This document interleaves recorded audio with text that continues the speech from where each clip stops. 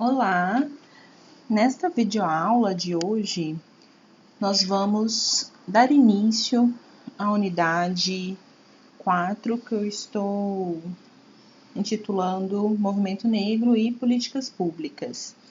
Nós vamos discutir esse tema antes de chegar nos textos legais, nos documentos legais que nós precisamos estudar dentro da disciplina de Educação para as Relações Étnico-Raciais. E aí o texto selecionado para a gente estudar sobre a história, como que o movimento negro participa da história do Brasil e participa desses tensionamentos de forma à implementação de políticas que atendessem à população negra. Foi selecionado esse texto, Trajetória da Educação do Negro no Brasil, Movimento Negro e Políticas Públicas.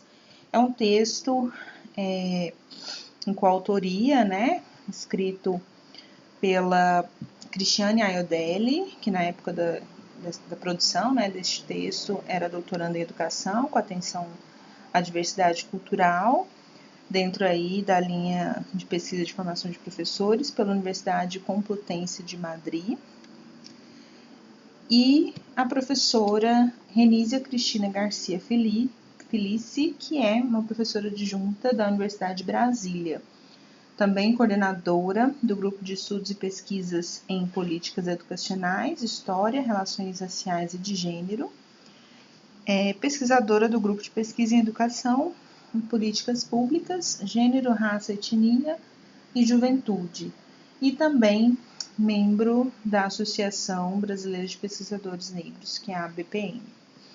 Então, essas são as autoras, Os objetivos do texto que elas colocam são evidenciar a participação do movimento negro na história do Brasil, com foco no processo de consolidação da resistência negra ao longo dos anos, abordar de forma panorâmica diferentes formas de atuação do movimento negro organizado, com destaque para o movimento de mulheres negras, e evidenciar aspectos da cultura afro-brasileira estreitamente relacionados à implementação de políticas afirmativas assumidas por governos brasileiros a partir da década de 90.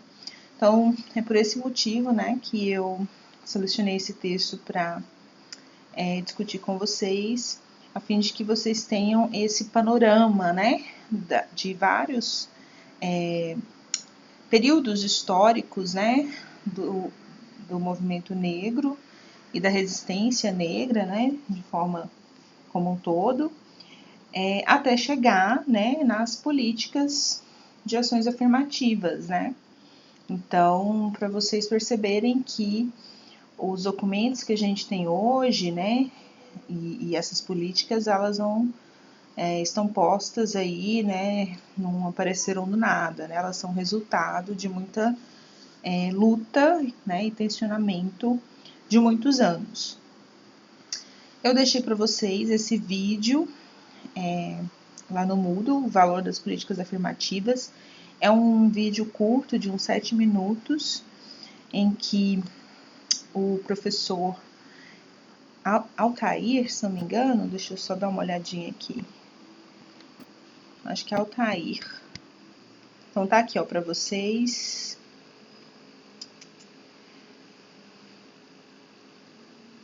Ivair Santos, em que ele fala, sobre essas ações, de combate ao racismo, fala da luta, do movimento negro. Ele é um dos fundadores do movimento negro, um dos participantes do movimento negro, e vai fazendo também esse panorama histórico, essa linha do tempo, marcando, vários momentos até chegar, até chegar nas políticas de fato, e apresentando aí também uma análise do cenário atual, do papel de nós, professores, professoras, vocês, professores em formação, na luta contra a discriminação racial no Brasil.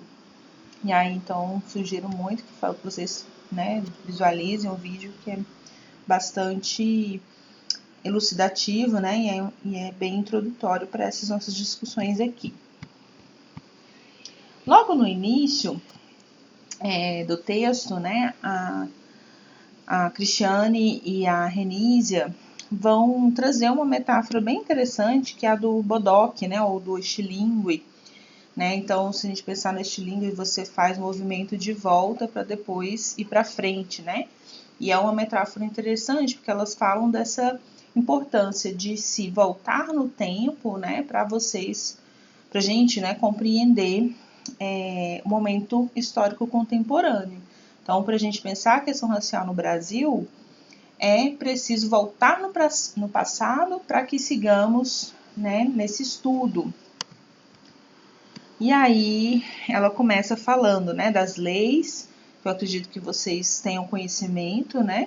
Então, a gente tem as leis 10.639 de 2003 e a 11.645 de 2008, uma complementando a outra, e elas alteraram a LDB, né, o artigo 26A da Lei de Diretrizes e Bases da Educação Nacional, que é a Lei 9.394 de 96. Essas alterações, né, tornaram obrigatório o ensino de História e Cultura Afro-Brasileira e Indígena na educação básica brasileira.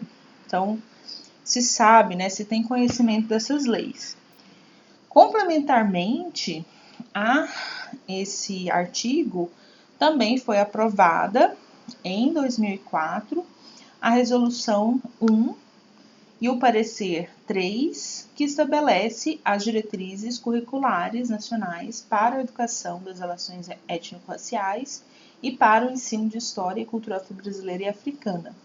Então, nós aqui na nossa disciplina, nós vamos estudar esses dois documentos na próxima unidade.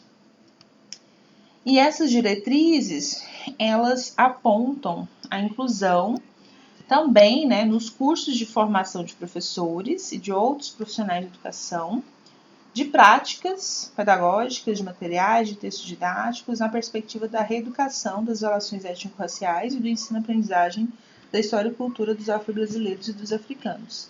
Então, a LDB vai estar orientando aí, né, para esse ensino da história e cultura afro-brasileira e indígena na educação básica e as diretrizes curriculares nacionais para a educação das relações étnico-raciais e para o ensino de história e cultura afro-brasileira e africana também estão orientando, né, para a inclusão de uma disciplina que discuta isso nos cursos de formação docente, né? Então, essa nossa disciplina, Educação para as Relações Étnico-Raciais, é resultante desse processo aqui, né?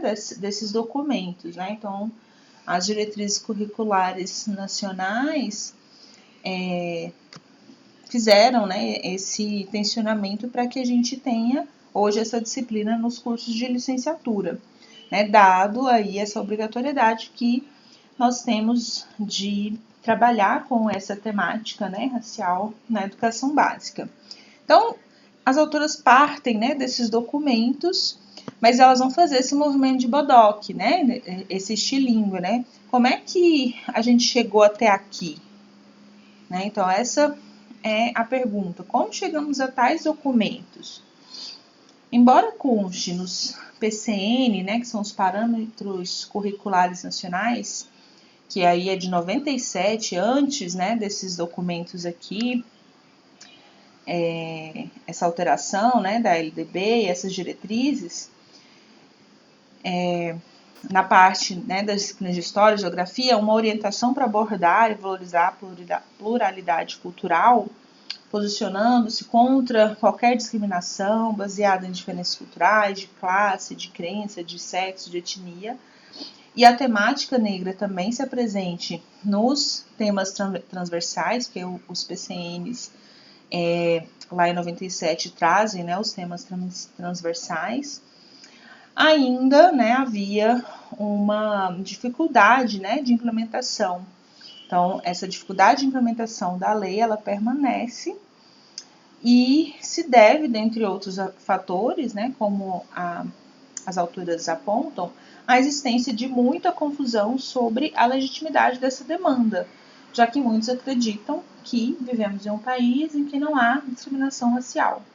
Então, na nossa videoaula anterior, né, que nós falamos sobre branquitude e branqueamento, nós vimos que esse processo, né, esse discurso, né, de que vivemos uma democracia racial, né, de que não existe racismo no Brasil, somos um país miscigenado, foi um projeto, né?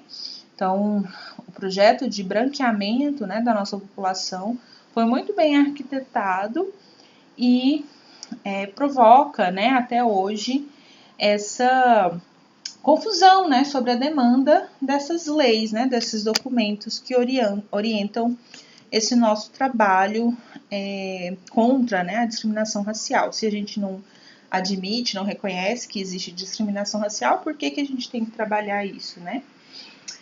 Então, ainda existe muita confusão sobre isso. Claro que aqui é um texto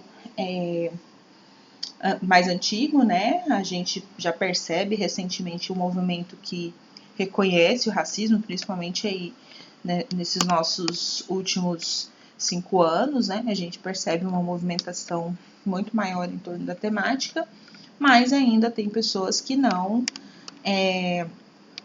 consideram, né, essa lei, essa obrigatoriedade, né, do ensino da temática racial algo legítimo, né, ou tem uma dificuldade imensa, né, de implementação dessa lei.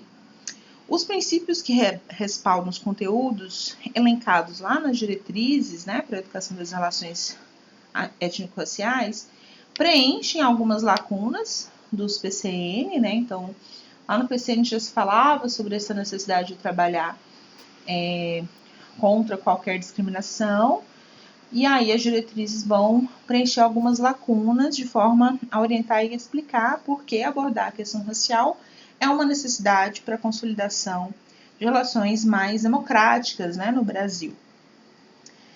Consta nas diretrizes, né, que a temática de história da África, por exemplo, deverá ter o compromisso de mencionar as singularidades africanas e pensar o continente como berço da humanidade, para além de suas mazelas e suas possibilidades.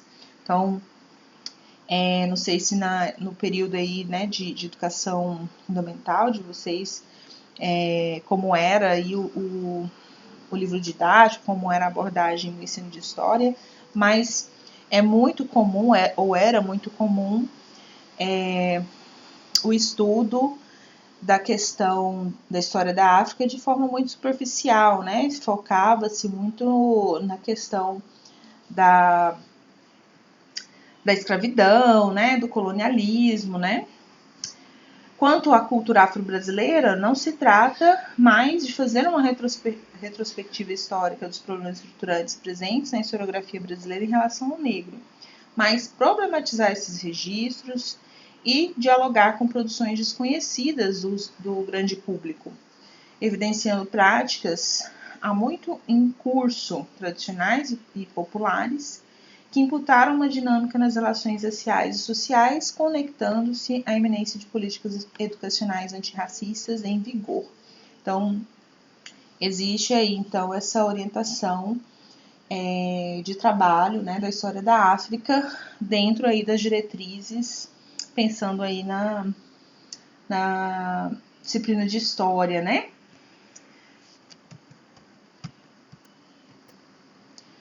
Ao invés de contribuir para a construção de sujeitos históricos conhecedores de sua história nacional e local, as disciplinas escolares geralmente atuam em consonância com o preconceito e a discriminação vigentes na sociedade brasileira. Então, como eu dizia, né, muitas das vezes o ensino de história, por ter seus currículos orientados para a construção de uma nação miscigenada, como um dos símbolos da modernidade, fomentou a construção de uma democracia racial falsa, articulada com uma história de grandes líderes e basicamente mártires não negros.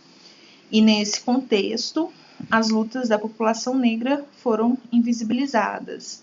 Então, se constrói, né, essa ideia de uma democracia racial, né, de uma falsa democracia racial, que é essa problemática, né, do embranquecimento do nosso país, a nossa identidade. E aí, dentro da história, alguns líderes são evidenciados, né, então líderes ou mártires são negros, então quando se fala, por exemplo, da abolição da escravatura, no ensino, né, de história nas escolas, às vezes se dá, né, uma evidência a esse marco, né, mas a gente sabe que o problema, né, da escravidão não termina aí, né, com a abolição da escravidão, as pessoas negras ex-escravizadas não se tornam libertas, né, porque eles são jogados, né, desamparados e continuam em condições similares, né? E a gente vê também essa invisibilização das lutas da população negra.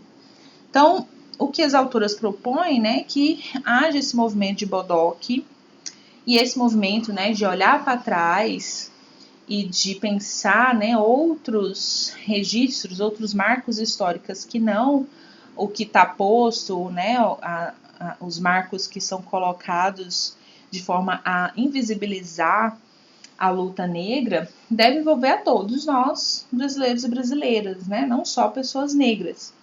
Conforme afirma Munanga, o resgate da memória coletiva e da história da comunidade negra não interessam apenas aos alunos de ascendência negra, interessam também aos alunos de outras ascendências étnicas, principalmente a branca, né? Então, como a gente via lá na unidade anterior, né?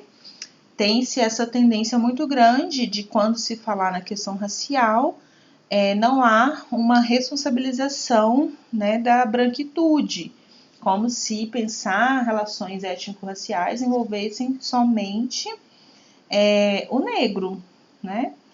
Então, todos, envolve todos. Pensar as relações étnico-raciais, pensar esse resgate da nossa memória, deve interessar a todos, pois ao receber uma educação envenenada pelos preconceitos, todos, né, tiveram as suas estruturas psíquicas abaladas. Além disso, essa memória não pertence somente aos negros, ela pertence a todos, tendo em vista que a cultura da qual nos alimentamos cotidianamente é fruto de todos os segmentos étnicos que, apesar das condições desiguais nas quais se desenvolveram, contribuíram cada um do seu modo na formação da riqueza econômica e social da identidade nacional. Cremos, né, e aí o Munanga ainda dizendo, né, que a educação é capaz de oferecer tanto aos jovens como aos adultos a possibilidade de questionar e desconstruir os mitos de superioridade e inferioridade entre grupos humanos que foram introjetados neles pela cultura racista na qual foram socializados. E aí eu fiz esse destaque, né? É por esse parâmetro aqui, né? Por essa direção aqui que a gente deve pensar que a nossa disciplina, né? A importância dessa nossa disciplina de forma que a gente consiga, né, oferecer aos nossos alunos e alunas essa possibilidade de construir essa hierarquização dos grupos, né? Porque isso foi introjetado, né, na nossa psique, na nossa cultura racista, né? Então, como a gente viu lá atrás com o Silvio Almeida, né, isso está posto na estrutura da nossa sociedade, né? O racismo estrutural estrutura todas as nossas relações. E é preciso a gente desconstruir isso. E aí, na seção Memória, História e Cultura Negra, as autoras vão falar sobre essa importância, né, de resgatar a memória, né? É comum escutarmos que o Brasil é um país sem memória. Geralmente essa afirmação ocorre quando se fala da fragmentação e silenciamento da nossa identidade coletiva e plural, fruto do desmantelamento da nossa organização social e das lacunas de nossa historiografia. Então, a gente lembrando, né, essa grande árvore do esquecimento foi e ainda é projeto, né? Então, a gente precisa retomar a nossa história, estabelecendo outros marcos temporais de análise, né? Sair dos marcos que são colocados como oficiais ou verdadeiros, né, perspectivas únicas, né, de compreensão da nossa história. E aí, começando, né, a questão do tráfico negreiro. A questão racial negra não se inicia com o tráfico negreiro, então deixei bem destacado aí, né, as autoras falam isso. Como vimos, a presença da história da África nos currículos e nos livros escolares brasileiros, até meados dos anos 90, pode ser considerada insignificante para construir outras visões sobre o continente africano. Então, porque sempre esses livros, né, principalmente desse período aí, né, anterior aos anos 90, até os anos 90, eu acredito que hoje os livros já estão reformulados, né, trazem outras perspectivas, mas até então o que aparecia era sempre, né, a questão racial negra associada às navegações marítimas no século XV e XVI, ao tráfico de escravos, não? Então o termo usado para se referir aos negros eram escravos, como se naturalmente as pessoas negras fossem escravas, né, e não escravizadas, aos processos históricos do imperialismo, colonialismo e das independências na África. Então, anterior a esse processo, em que os negros e negras foram tratados sob uma perspectiva eurocêntrica, que desconsiderava, né, suas raízes africanas, suas formas de ver e se organizar política e socialmente, existem séculos de construções políticos, sociais e culturais. Então, os negros e negras, antes de serem escravizados, trazidos, né, para as Américas, tinham séculos de história, né, séculos de construções, de desenvolvimento, né, de cultura, e tudo isso foi ressignificado no território brasileiro. Então, a gente precisa aprender sobre isso, posto que são fundamentais para que nos percebamos como sujeitos e como nação que tem memória e que tem saberes outros que não essa construção eurocêntrica e embranquecida, né, da nossa identidade. Mas a gente tem outros saberes que compõem a nossa identidade afro-brasileira, né, afro-indígena também, a gente pode pensar na cultura indígena também aqui nas Américas. Então, estudos sobre história do ensino de história apontam as lacunas, né, que a luta pela sobrevivência de negras e negros, brasileiras e brasileiros, se perdem sem maiores explicações, né? Então, esses autores aqui, né, que a Cristina e a Renísia destacam, apontam, né, que o ensino de história faz esses apagamentos, né, muitas vezes apagam, deixam lacunas sobre a luta, né, do povo negro. As pessoas negras no Brasil sempre resistiram. Isso não pode ser apagado dos livros de história. Então, historicamente, sempre houve, por parte da população negra, a consciência, né, da importância da educação, né, a centralidade que o saber de educação institucionalizado, né, a escolarização, deveria assumir em suas demandas por melhoria na qualidade de vida e para sua inserção no mercado de trabalho. Então, as pessoas, a população negra, tinha essa consciência, né, da importância da educação para que pudessem melhorar de vida. E o direito à educação sempre foi uma das bandeiras da luta negra. Então, é por isso, né, que precisamos conhecer a nossa história a partir de outros marcos temporais.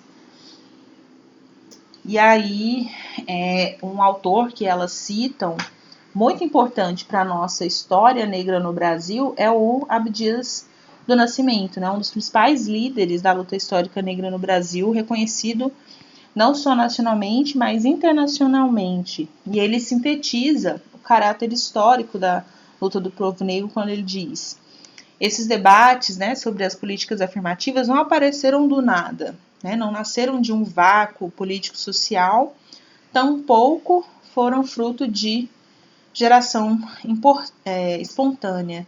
Então, para dizer dessa importância da gente conhecer a nossa história a partir de outros marcos temporais, que geralmente são invisibilizados. E essa, então, é a nossa próxima atividade, que eu vou deixar para vocês no Moodle, a partir aqui dos marcos que as autoras vão fazendo no texto, falando sobre o movimento negro. Eu vou propor que vocês façam uma linha do tempo com esses registros, né, da resistência, né, do povo negro. E aí começa com os quilombos, né, as autoras vão falar aqui mais à frente, né, da importância da resistência negra a partir dos quilombos. Então, primeiramente, definindo o que é movimento negro, né? Contemporaneamente, o núcleo agregador dos esforços empreendidos contra o preconceito e a discriminação raciais recebe o nome de movimento negro. Então, vamos dizer, um grande guarda-chuva, né, que compõe aí todos os esforços que são feitos contra a discriminação racial. No Brasil, uma noção corrente faz referência ao conjunto de entidades, instituições e ou coletivos comprometidos na luta pelos direitos da cidadania para a população negra. Então, já tem uma outra concepção que reúne instituições, né, entidades, grupos. Uma outra visão, a expressão diz respeito aos movimentos sociais organizados formalmente, patenteados ao longo do século XX sobre essa denominação. Então, já tem uma outra visão que conceitua o movimento negro como os movimentos sociais organizados formalmente, registrados, né, patenteados. E há ainda o entendimento desse conceito elaborado pelo Movimento Negro Unificado, que é o MNU, na década de 1970, que compreende, por movimento negro, o conjunto de iniciativas de resistência e de produção cultural e de ação política explícita de combate ao racismo que manifesta em diferentes instâncias de atuação, com diferentes linguagens, por via de uma multiplicidade de organizações espalhadas pelo país. Então, tem também esse conceito elaborado pelo MNU. Aqui em Goiânia, por exemplo, a gente tem uma sede do MNU em Goiás, né?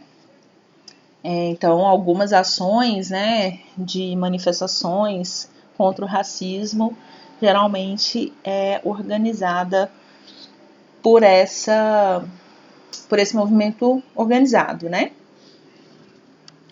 E as autoras vão usar aqui o termo mais genérico, né, o conceito de movimento negro, né, que elas abreviam com MN. Então, as várias ações desenvolvidas desde a resistência contra a escravidão, compromissadas com a afirmação e resguardo da identidade da cultura negra, foram de suma importância para a consolidação da forma e conceito de movimento negro que temos na atualidade. Então, as autoras assumem essa terminologia, movimento negro, como a mais apropriada para pensar nessas ações como um fazer plural, não linear ou estanque. E a organicidade, né, do movimento negro tem se desenvolvido ao longo dos anos entre revisões de estratégias, conteúdos, contradições, convergências, recuos e avanços. Então, elas usam essa terminologia de forma ampla para pensar, né, todas as ações, né, de resistência contra a escravidão, contra a discriminação racial, pela afirmação, né, da identidade da cultura negra. E por se tratar um texto mais informativo e panorâmico, né, esse texto delas, além de inteirar sobre os conteúdos e algumas formas de mobilização do movimento negro ao longo dos anos, o intuito é contribuir para que se estabeleçam conexões entre o ensino de história no Brasil, movimento negro e a eminência de políticas afirmativas voltada para a educação das relações étnico-raciais. Então, sem querer deixar, né, de fora fatos históricos relevantes da participação negra, as autoras vão focar em acontecimentos políticos que ocorreram desde o período marcado pelo advento da Lei do Ventre Livre, em 1871, até o ano de 2003, quando se promulgou a Lei 10.639, que torna obrigatório o estudo de história da África e da cultura afro-brasileira. Então, é esse período aqui que eu vou propor que vocês façam essa linha do tempo, né? Porque aí elas vão trazer vários marcos temporais, né? Esses acontecimentos políticos, desde o período da escravidão, né? Então, aqui, em 1871, a gente ainda tinha esse regime escravocrata, até o ano de 2003, quando a gente tem essa alteração da LDB. Dentro do feixe de histórias pluriétnicas que constituem a história do negro no Brasil, falar dos sentidos da educação para esse grupo atravessa múltiplos significados. No entanto, as autoras apontam dois aspectos convergentes para entender essa questão: o aspecto educacional e o aspecto cultural e político. E aí elas estão considerando esses aspectos, né, para pensar essa história do negro no Brasil. Então, quando se fala em sentidos da educação para o povo negro, a gente tem um aspecto educacional, né? Então, a luta por educação de qualidade para a população negra tem o sentido de restituir o capital cultural extirpado pela colonização e fragmentado pelo racismo e constituir-se em mecanismo de reparação sócio-histórica e cultural.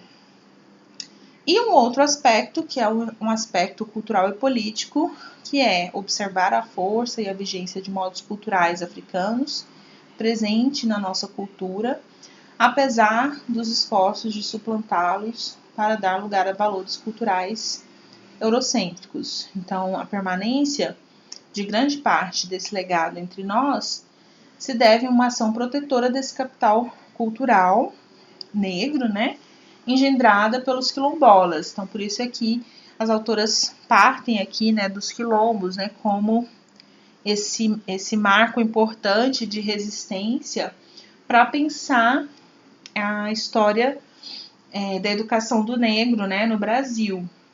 Porque esse espaço, né, esse lugar também constrói esse lugar de formação, né, de resistência, apesar, né, das dificuldades e desse movimento de destruição, né? E aí, né, os quilombos encontram, né, nessa forma de organização a sua própria sobrevivência e de sua cultura. Então, até aqui nós vamos hoje. Na semana que vem eu vou deixar para vocês uma outra videoaula trazendo esses marcos, né, temporais que as autoras colocam no texto, mas antes de falar sobre eles, eu gostaria então que vocês fizessem essa síntese, essa linha do tempo, né, colocando os marcos temporais que as autoras levantam, que geralmente não são evidenciados, né, nos livros de história, nas aulas de história, e que são importantes para a gente compreender como que a gente chega até as políticas públicas, né, de ações afirmativas que são resultados, né, resultantes de todo esse tensionamento, né, da resistência do povo negro, do movimento negro, ao longo dos anos.